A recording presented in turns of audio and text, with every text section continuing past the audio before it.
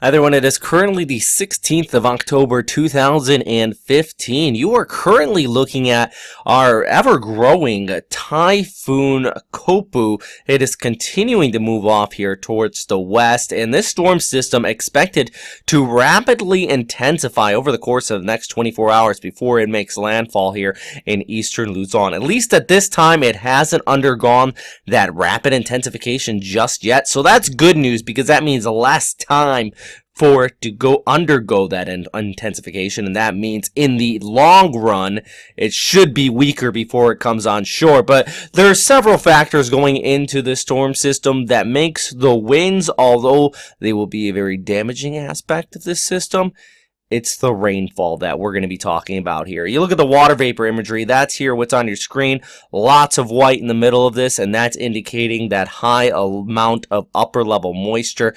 That's all going to be coming on shore and sitting there over the course of the coming weekend and in the early next week. People are curious about the warnings at this time. I typically don't show these, but signal force warnings, apparently everybody always wants to know, even though it is a cascading system, meaning that at this time, Aurora, Isabella, you're all under signal force warning 2. Manila's under signal force warning 1.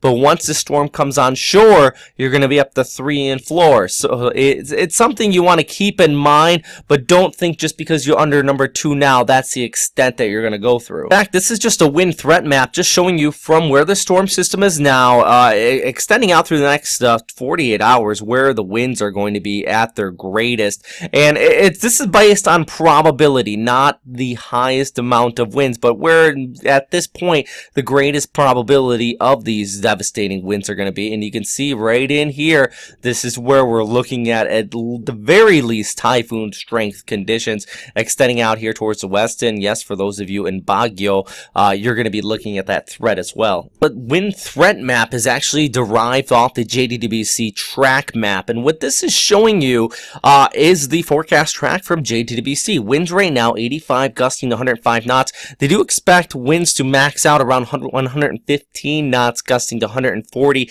Actually, the Japan Meteorological Agency has pressure dropping down to about 925 HPA prior to landfall. So a pretty intense storm system. JTWC, equivalent of about a Category 4 hurricane. This was in the Atlantic, so it would be up to a major hurricane type status. That's enough to do some significant damage. So we're going to be watching the storm system come on shore. Let's take a closer look at exactly where this will be making landfall. Bit of a different take on the view of the same forecast track, by the way. 115 knots making landfall during the morning hours here. This is actually saying right about 2 a.m. Philippine Standard Time there on a Saturday night going into Sunday morning, just south of Casiguran. So that would put you right in the right front quadrant. This city, it absolutely is known for getting hit by typhoons. This is one of the biggest population areas here along the northeastern seaboard of Luzon, and this whole region up and down here actually is rather sparsely populated, and anybody can tell you the main reason for that, it gets hit by typhoons so much. It's mostly jungle up in that area. What I'm more worried about is watch this. Okay, so we have our storm come on shore, and it moves inland over some more highly populated areas here, and it lingers. I mean, it comes on shore about 2 a.m. on Sunday morning, and it doesn't leave until the afternoon hours. We're talking about into Monday, so it's over land for a good near 48 hours here, just taking its sweet old time. And if we go back to that satellite picture, this is a pretty large storm system. It's not just about the intensity, but the overall width of it. So we're going to be seeing an abundance of rainfall covering most of Luzon. Also very large wind field because this is interacting with the northeast monsoon even farther off towards the west right now. But it's just the overall field of this storm system is going to drop some pretty incredibly high amounts of rainfall to those inland locations. Most numerical guidance is definitely reflecting that, for that matter. Actually, 24 inches, upwards about 600 millimeters here in that kind of peach type color. But look at this. Most of these areas here north of Manila in the peach, extending all the way out there towards Cagayan, Apari regions. I mean, we're talking about widespread scale 500 to 600 millimeters of rain. I really think that's going to be the legacy of this storm system, unless it speeds up or weakens dramatically, this could be a very serious, catastrophic, potentially deadly type flooding out here. And even the Manila area, I think you're going to be seeing some sort of urban flooding coming out of this. I'm saying panic? By no means am I saying that. Unless you're in the right front of this storm and you live right on the beach, you need to evacuate. Farther inland, though, yes, if you live right next to a low-lying river that is prone to flooding, of course, you want to take those proper preparations. Maybe make a few sandbags. I mean, these are things, the Philippines gets hit so often by typhoons, I think sometimes people just, they get kind of used to it, and it happens, and we know it happens. But you got to make those preparations, because this one's just going to be sitting around, guys, and continuing to linger right here. ECMWF model showing it coming onshore there in that Casiguran area. Manila, you still have that winds coming around the west side too. I mean, we could be seeing some pretty gusty winds out here as well. Actually, good friend Dr. Gary Bactasa from Weather Manila, he posted a pretty cool graphic here, and it just shows you the wind field possibly coming out of this storm system, and a lot of people in the impact area here. The dark reds, that's indicating those possibly just devastating 185 kilometer per hour winds plus, but look at the 100 kilometer per hour threshold, at least with gust.